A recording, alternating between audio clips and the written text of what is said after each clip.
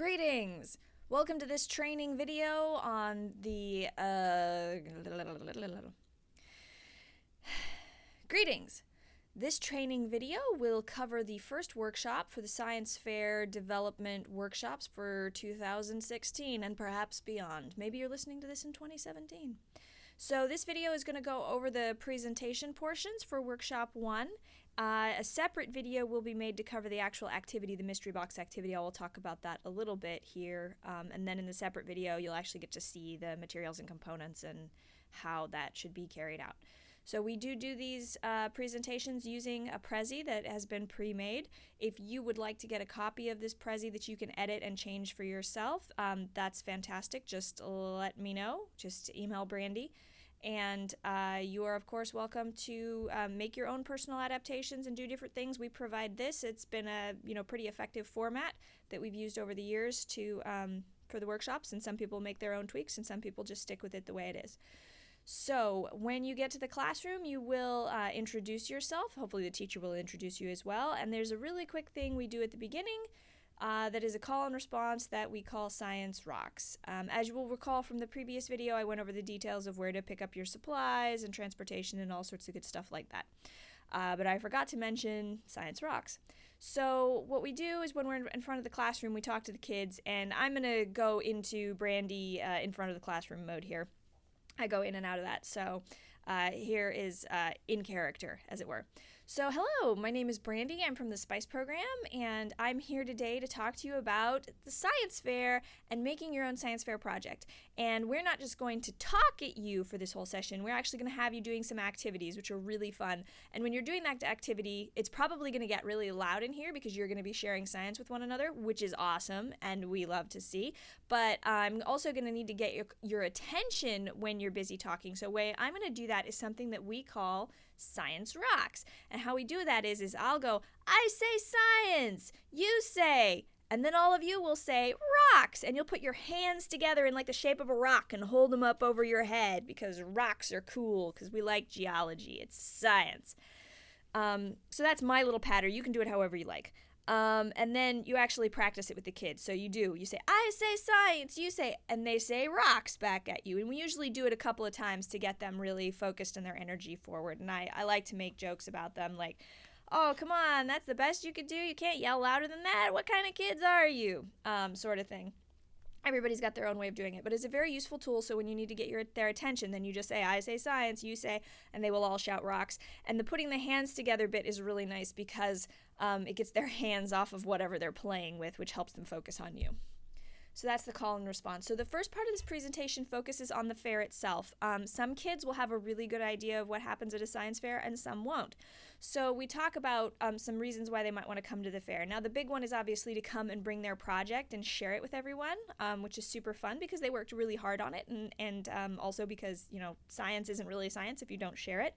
So talk about how everybody can bring their projects, and that they'll get to share them with everybody who comes and talk to some judges who are very friendly and excited to hear about their project.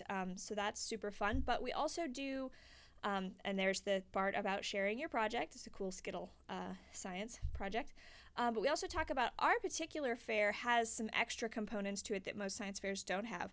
We actually have activity tables going on throughout the entire event that you can just walk up to and do some sort of fun hands-on activity. We usually have about 10 of those going during the fair, which is really nice for like after you talk to the judges and you're all done and you're just waiting, you can go do that, or younger siblings and parents. We also just have members of the public who come in to see projects and have lots of fun workshops. So there's the activity tables on the floor, and then we actually also have workshops in side rooms that people can sign up for and do. And then at the award show, we always have some sort of cool demo, usually done by the physics demonstration room or the chemistry demo room or by some of our outreachers. So it's really fun all day. There's lots of stuff to do. You don't get bored. And of course, as always, it is a science fair, so you can win prizes if you do a really good job. And we give out a lot of prizes. Usually we have about a 50% rate for, some sort of acknowledgement at the end. So that's the first part of the presentation, just sort of introducing to them to our fair, why we're doing this, what we're doing, talking about also, that doing a science fair project can be a little intimidating, and so we're here to walk them through it and help them with it to make it nice and easy and fun. And then the topic of this particular workshop is introducing the scientific method. And what we've done here in this section is we've actually we've made a post-it note for each of the elements of the scientific method, and we actually have a sort of fake little project that we made up to help them, really, conceptualize it very concretely. So this section, you want to do a lot of, interacting with the group, not just you talking at them. So as much as possible, you want to go back and forth. So the first section is ask a question. So that's the beginning of the scientific process is asking a question about something and then trying to figure out the answer to it. We really emphasize that kids should do projects about things that they're interested in, because it's no fun to do a project you don't care about. And the example that we use here is bread mold. So we're wondering what kind of bread grows the most mold. And depending on how much time you have at this point, you could ask, like, hey, what do you guys think? What do you think about bread mold? What do you think some things that other questions that maybe we could ask about this? Then the next section is investigate. Sometimes people call this research, but that's confusing with doing an actual research project where you gather data versus just gathering information. So I call it investigate. So this is the stage where you say, like, okay, we have a question, but before we start in on some sort of project, we need to know, like, more information. What can we find out? And we talk a little bit about where to get information, and our big places are books, experts, and the internet. And I make jokes about books, about how we used to have these amazing things that were made of, like, paper and had words on them, and, like, before the internet. We can talk about kinds of books that are good, reference books like encyclopedias, dictionaries, science books, almanacs, that sort of stuff, although nobody ever knows what an almanac is these days. And then experts. And, again, this fair is for K through 8 kids, so we're not going to be really rigid. Just an expert is someone who knows something about your subject. And this can be like, a straight up, geologist if you're doing a study of rocks, or, someone who, like, at the rock shop who sells rocks probably knows quite a bit. We're not requiring that, they only source PhDs. And then the internet. And we talk here about good and bad websites on the internet. Quality online encyclopedias, science websites, professional organizations are really good. They often have nice sections for kids on them as well, like the American Physical Society or the American Chemical Society. Now, most of these kids actually, they know what Wikipedia is, and their teachers have talked to them about whether or not Wikipedia is a good source and why not. And now my take on this is I'm really actually fine with them using Wikipedia. We're not a hardcore project and everything, but what I encourage them is to sort of start with Wikipedia, use that as a jumping off point, and then try to find more resources. If they're only citing Wikipedia, then they might want to worry about that, because anybody can change Wikipedia. And then obviously, personal diaries, blogs, opinion sites, these are probably not the best websites, although honestly there are some really great science blogs out there, so it's never cut and dry, black and white, but get the kids thinking carefully about what sources might be good and what might be biased. So an example of some information that we found out about our bread mold question is that we found out that store-bought bread has preservatives in it that fight mold. So that's a really important piece of information for our project. So then next, we talk about hypothesis. And some of the kids will absolutely know what a hypothesis is. In fact, at the beginning of the scientific method section, you can ask them. You can be like, hey, does anybody know the scientific method? Do you know some parts of it? And some of them may pop up and say, like, you hypothesize. And like, you're right. But some of them may not. So we do kind of this funny little what's a hypothesis? And so then I have this little quiz. And what I do is I read it out. I'm like, what's a hypothesis? So A, it's a story about what has or will happen based on known facts. B, it's an educated guess. C, it's a prediction based on experience. And then I say, like, okay, who thinks A? And just have them raise their hands. Who thinks B? And have them raise their hands. And who thinks C? And then you can also do, like, who thinks that I'm tricking you? And they'll all raise their hands and say, you're right, because all of those are just different ways of describing what a hypothesis is. So it doesn't have to be that fancy. And the example of the hypothesis for our bread mold experiment is that homemade bread will probably get moldy faster than store-bought bread, since there aren't preservatives in most homemade bread. Unless you go out of your way to, like, get those preservatives and put them in bread, you're not going to have them in your homemade bread. So then you have to design your experiment. And this is a really important part, because kids often just want to dive in and do stuff. And we really need to emphasize to them that they need to think about how they want to do it, and they need to make a plan, and they need to write it down, and then they need to follow it. So we give a really simple example of a really easy experiment with bread mold. There's lots and lots of different ways you could do a much more complex experiment. You could also test different variables. We just said, 1 slice of homemade bread, 1 slice of store-bought bread.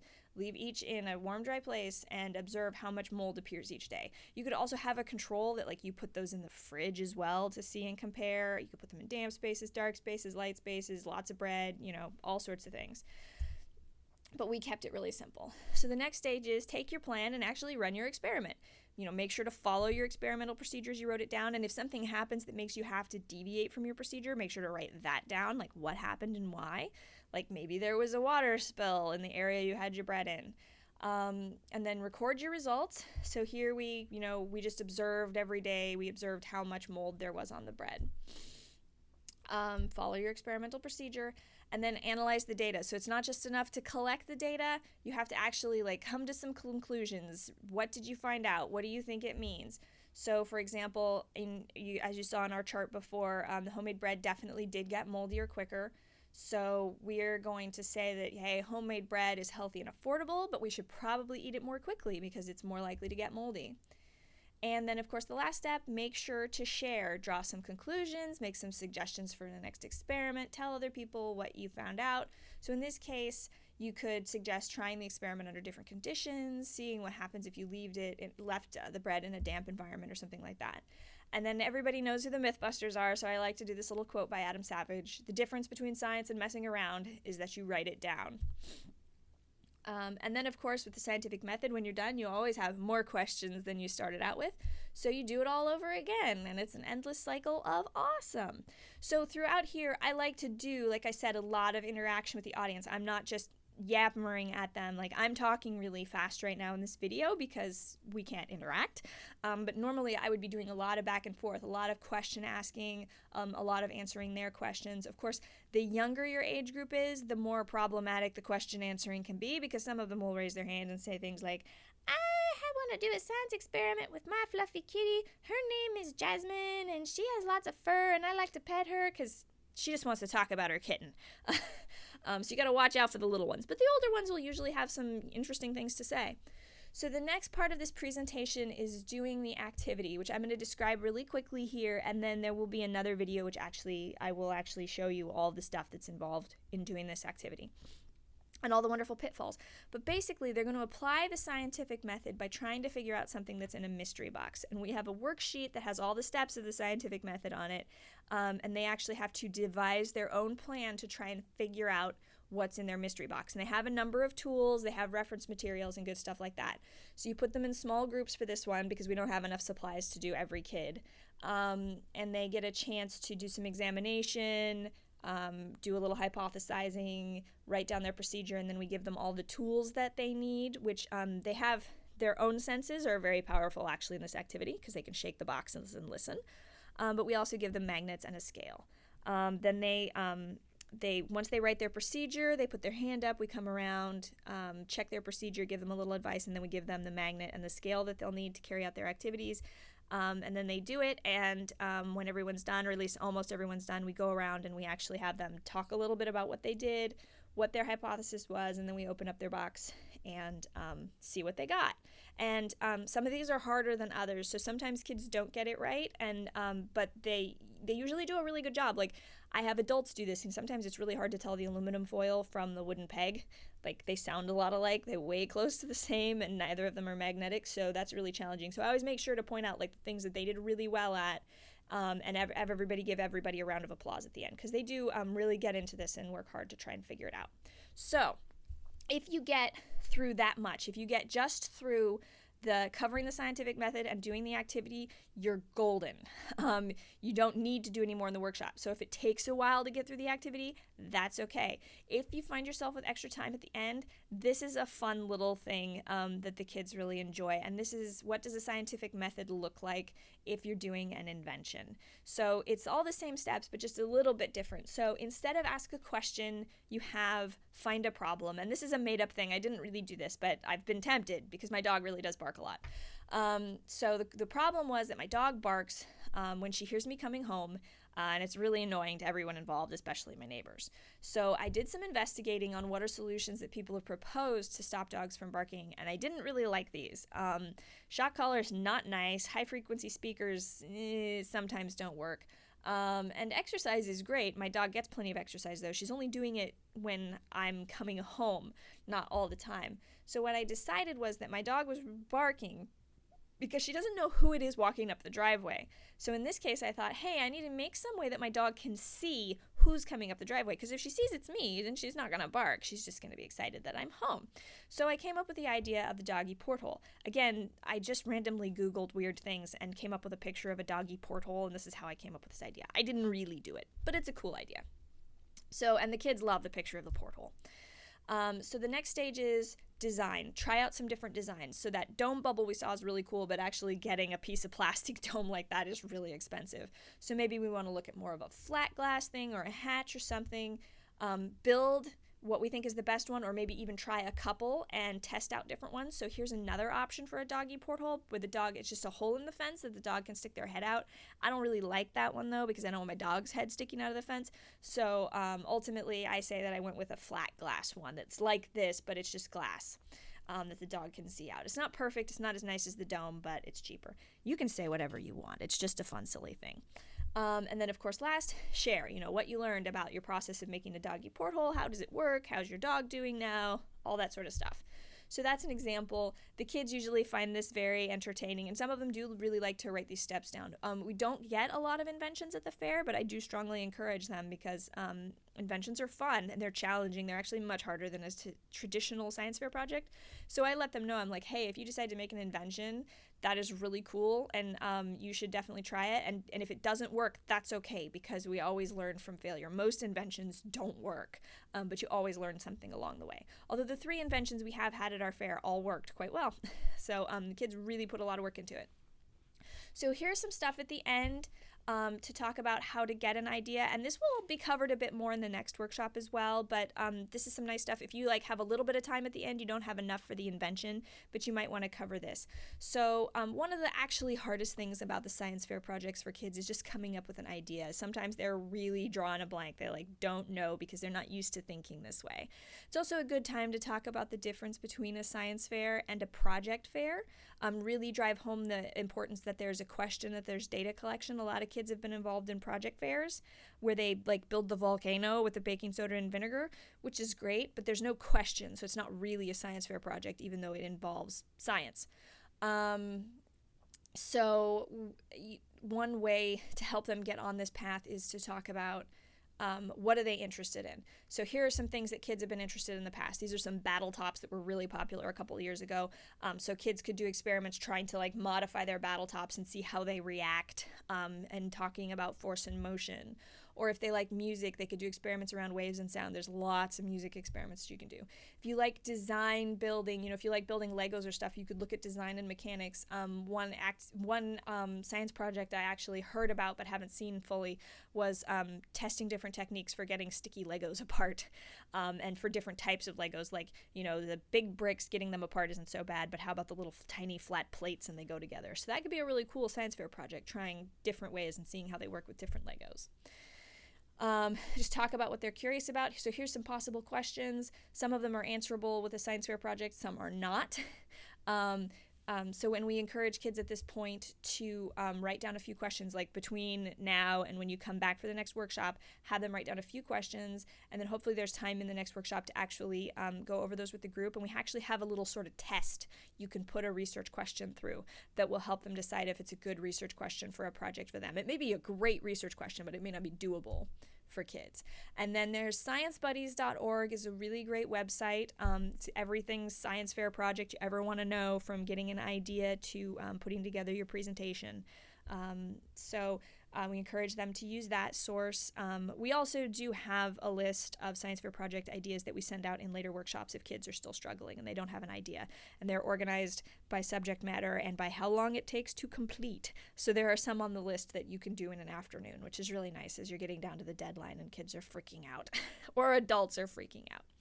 So that is workshop 1 in a nutshell. Again, before this, there was the video on the general logistics of the science fair and what's expected of you. Next will be a video about that activity I discussed briefly, actually showing you all the components and everything involved.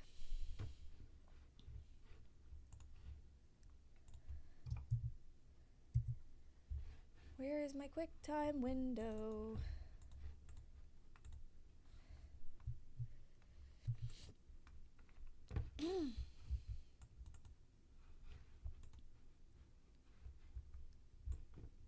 Please tell me that was recording.